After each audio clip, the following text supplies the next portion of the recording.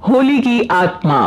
बचपन से शहर में रहने वाला मनोज इस साल होली की छुट्टियों में अपने गांव दुर्गापुर वापस आता है, जहां उसे देख पूरा गांव खुशी से झूम उठता है। जब गया था तब इतना सा था और अब देखो कितना बड़ा हो गया है।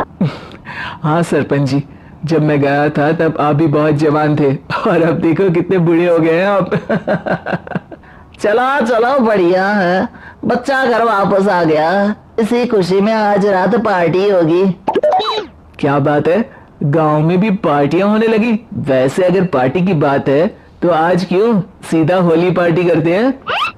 होली पार्टी की बात सुन चहल पहल में अचानक सन्नाटा छा जाता है, जिसे देख मनोज को कुछ अजीब लगता है, लेकिन तभी सरपंच बात पलट देता है। अब बहुत देर हो गई, चलो सब अपने घर चलो, पार्टी के बारे में कल सोचेंगे। मनोज भी मम्मी पापा के साथ घर आ जाता है, पर होली पार्टी और उस पर पूरे गांव की खामोशी वाली बात अभी तक उसके जहन से निकलती नहीं। पापा, होली पार्टी की बात पर सब चुप क्यों हो गए थे। अरे होगी उनकी कोई अपनी बात, मुझे गांव की पंचायती थोड़ी पता है। थक गया हूँ, चलो सो जाते हैं, कल बात करते हैं।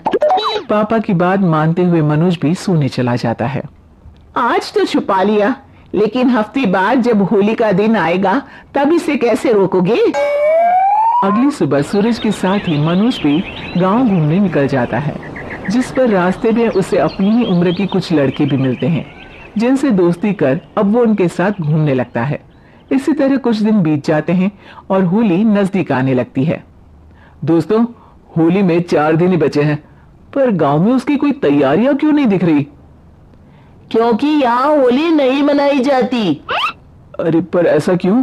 वो राजा भूषण। अरे तुम 4 दिन के लिए आए हो, क्या इतना सोच रहे हो। चलो कुछ खाने चलते हैं। इसी के साथ एक बार फिर होली की बात को टलते हुए देख मनोज को शक होने लगता है। वो घर पहुंचते ही इंटरनेट पर अपने गांव और राजा भूषण के बारे में जानकारी निकालने लगता है। क्या, मुझे आज तक ये नहीं पता था। ऐसा कैसे, किसी ने मुझे कुछ बताया क्यों नहीं। सारी जानकारी लेने के बाद मनोज गांव वालों या अपने मम्मी पापा से कुछ पूछे बिना खुद ही उसकी सच्चाई के बारे में छानबीन करने लगता है, जिसके चलते वो राजा भूषण की हवेली में पहुंचता है। वाह, क्या हवेली है यार। पर क्या यहाँ सच में कोई भूत है।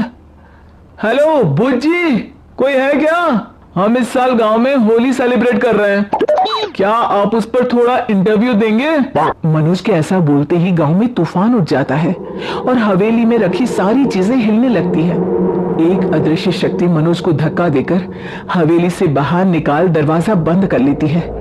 ये सब देख मनोज हैरान रह जाता है। क्या अभी मुझे हवा ने धक्का देकर बाहर निकाल दिया।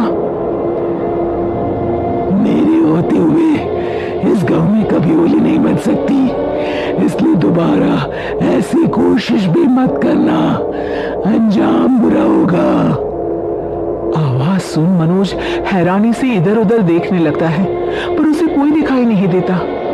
वो गांव वापस आ जाता है, जहां तूफान की वजह से सब कुछ तहस महस हो चुका होता है। आखिर ये तूफान आया कैसे। ना ऐसा कोई मौसम था और ना ही हमने होली का त्योहार मनाने की बात की थी। सरपंच की बात पर कोई रिएक्शन दिए बिना मनोज चुपचाप अपने घर चला जाता है। इस तरह देखते ही देखते होली का दिन भी आ जाता है और मनोज रंग लेकर गांव में निकल जाता है, लेकिन गांव पूरी तरह खाली होता है।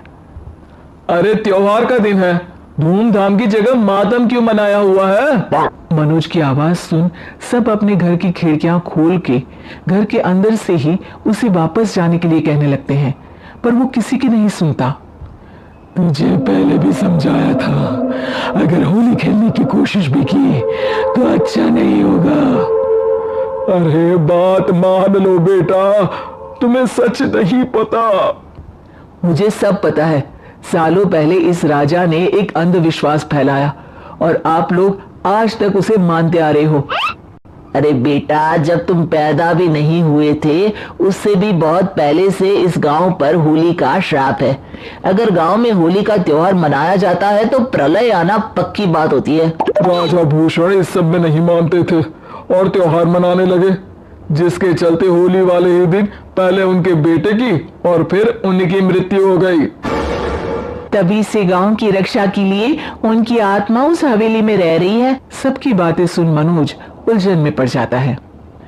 सोचना भी मत मनोज, अगर तुमने इस परंपरा को तोड़ने की कोशिश भी की तो उसका परिणाम इस गांव और गांव के लोगों के लिए अच्छा नहीं होगा। मुझे भी यकीन नहीं हो रहा कि आप लोग एक बेटू की बात को मानकर सालों से रंगों के त्योहार को मातम की तरह मनाते आ रहे हो। मनोज किसी की कोई बात ना मानते हुए पूरे गांव में रंग बिखेर देता है, जिसके तुरंत बाद वहां तूफान के साथ बिजलियां गरजने लगती है। अचानक मौसम में ऐसा बदलाव देख जहां मनोज कंफ्यूजन में आ जाता है, वहीं गांव वाले डर से सहम जाते हैं।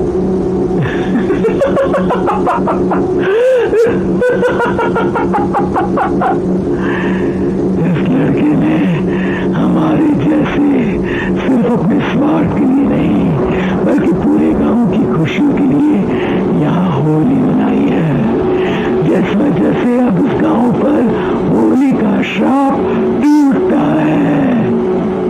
ऐसा बोलकर राजा का भूत वहां से गायब हो जाता है, जिसके बाद गांव के लोग धूमधाम से होली मनाते हैं।